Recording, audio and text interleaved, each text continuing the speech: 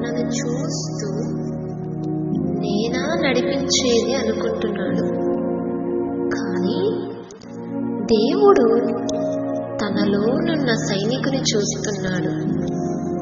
చరిత్రలో మోషేపై జనం తిరగబడ్డారు, కానీ యెహోషువపై తిరగబడలేదు. కారణం, ఆయనలో ఆ ధైర్యాన్ని పోసినది పరలోకపు దేవుడే.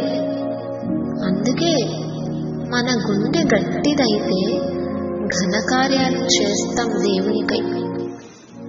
నీకొక జీవితాన్ని ఇచ్చి నీకు జీతాన్ని పరలోకంలో దాచిపెట్టిన దేవుణ్ణి ఒకసారి కన్నులు పైకెత్తి చూడు. దేవునితో మాట్లాడు మరి.